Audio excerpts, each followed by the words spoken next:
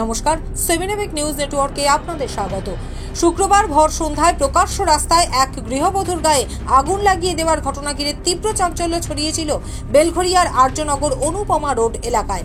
অগ্নিদগ্ধ অবস্থাতেই সঙ্গীতা সরকার নামের ওই গৃহবধূ জানিয়েছিলেন স্বামী এবং তার বন্ধুরা মিলে তার গায়ে আগুন ধরিয়ে দিয়েছে। সঙ্গীতা সরকারের বয়ান অনুযায়ী সেই ঘটনার তদন্তে নেমে শুক্রবার রাতেই টিটাগড়ের বিজয়নগর এলাকার একটি আবাসন থেকে অভিযুক্ত স্বামী নিলয় সরকারকে আটক করেছে বেলঘরিয়া থানার পুলিশ। কেন তিনি এই নৃশংস ঘটনা ঘটালেন, তার সঙ্গে আর কারা ছিলেন তা জানতে অভিযুক্ত স্বামীকে দফায় দফায় জিজ্ঞাসাবাদের পাশাপাশি অভিযুক্তের সঙ্গে থাকা বন্ধুদের খোঁজ চালাচ্ছে বেলঘরিয়া থানার পুলিশ। পুলিশ সূত্রে জানা গেছে 9 মাস আগে বিয়ে হয়েছে তাদের। বেশ কিছুদিন ধরেই স্বামী স্ত্রীর মধ্যে গন্ডগোল চলছিল। সে কারণেই টিটাগড়ের শ্বশুর বাড়ি ছেড়ে কলকাতায় বাপের বাড়িতে থাকছিলেন আক্রান্ত গৃহবধূ, যা কোনোভাবেই মেনে নিতে পারছিলেন না স্বামী নিলয়।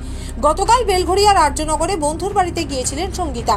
সেখান থেকে বাড়ি ফেরার পথেই স্বামী ও তার বন্ধুরা মিলে তাকে ঘিরে ধরে ওই নৃশংস ঘটনা ঘটায়।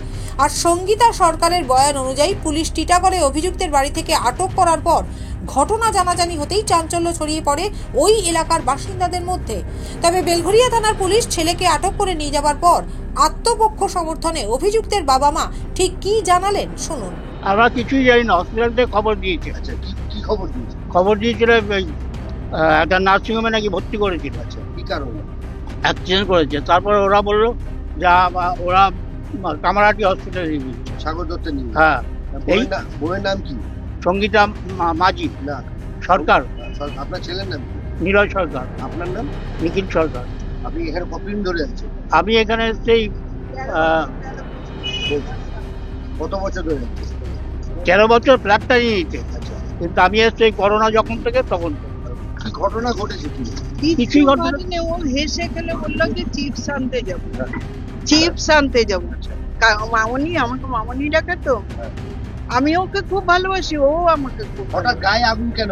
ওই হঠাৎ না, ও সাইকিয়াট্রিক। এই যে আমি বুঝতে পারি। আমার কথা সেটা না, এলাকার মানুষ বলেছে স্বামী আর তার দুটো বন্ধু মিলে তার গায়ে পদার্থ দিয়ে আগুন ধরিয়ে দিয়েছে। হায় ভগবান, আমার ছেলে এই মাত্র অফিস থেকে আসলো, এসে নিয়ে গেল পুলিশে। আচ্ছা, ও ভবানীপুরে ফোন করে দেখেন। আপনার কতদিন বিয়ে হয়েছে? হ্যাঁ, ওর বিয়ে হয়েছে এই 9 মাস হয়ে আর গেছে। আপনি ফ্ল্যাট কতদিন কিনেছেন? আমার তো ফ্ল্যাট, ওরা তো ভালোবেসে বিয়ে করেছে। ফ্ল্যাট কতদিনে কিনেছেন? 5 বছরের ভালোবাসা। ফ্ল্যাট কতদিন কিনেছেন? ফ্ল্যাট কিনেছি 13 বছর। খোঁজ নেন। আচ্ছা, আপনার নাম? রেখা সরকার। মানে বউ আর স্বামী কি কোনো ডিস্টার্ব ছিল? না না, কি ভালোবাসা, 5 বছরের ভালোবাসা। কেন নিয়ে গেল? পুলিশ নিয়ে গেল, বললাম কোনো চিন্তা নেই, আমরা স্টেটমেন্ট। কোন পুলিশ বলেছে চিন্তা নেই? ওই যে বেলঘরিয়া। পুলিশের কোনো চিন্তা নেই। হ্যাঁ, থেকে তুলে নিয়ে গেল।